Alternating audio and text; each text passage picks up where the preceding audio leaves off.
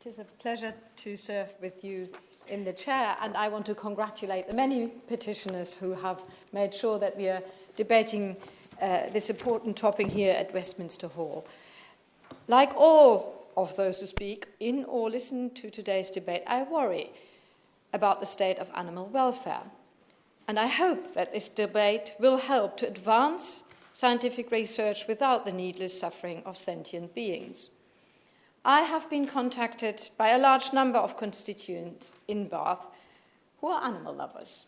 So often people see themselves through the eyes of their pets. They see a friend capable of affection, happiness, and pain. It is upsetting for all those who love animals to learn that in laboratories around the country, man's best friends are subject to torturous experiments under the guise of public good. Beagles, as we have already heard, are tested because they are forgiving, rabbits because they're docile, and mice because they're cost-effective. It is not the first time that I've been asked to attend a debate on animal welfare.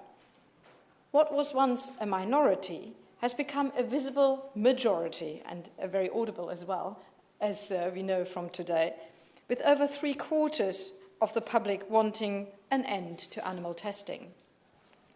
The necessary evil justification is no longer publicly acceptable. We should put an end to this unnecessary injustice.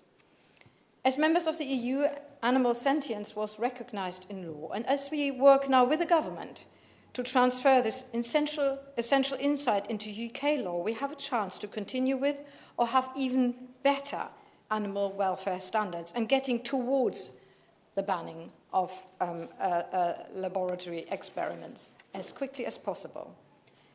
As I've already said, banning laboratory experiments on those creatures is ethically and publicly favourable and supported by scientists.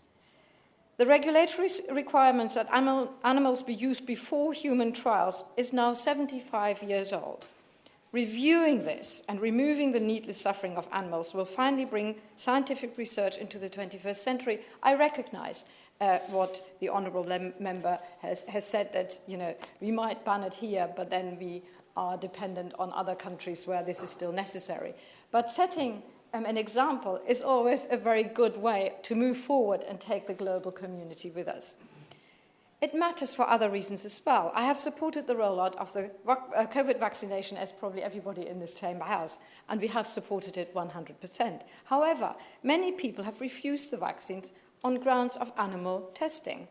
I understand their moral objections, and for successful vaccine rollouts now and in the future, whenever the next public health threat comes, it is important we get as many people on board as possible, including animal lovers.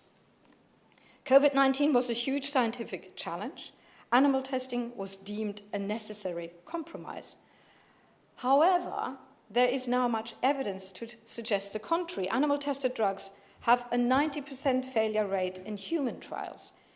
The polio vaccine was delayed by decades due to inadequate testing on monkeys, as was treatment for HIV. Whereas human trials on diabetes and breast cancer have led to major scientific breakthroughs. The scientific outcomes from human trials far outweigh that for animals. Animal testing normalizes cruelty. Its outcomes are negligible, and the tide of public opinion has turned against it. Since our exit from the EU, animal welfare has been threatened by the current inadequacy of UK law, but I recognise we are making our way through it, and I hope we are making the Animal Sentience Bill as strong as possible. The government must not water down animal rights, but build them up, not merely through limiting biomedical testing, but in banning live exports, regulating farming standards, and accepting animal sentience. The moral and scientific case for tighter regulation of laboratory testing is glaringly obvious. It is time that the government listens to increasing numbers of scientists and voters. Thank you.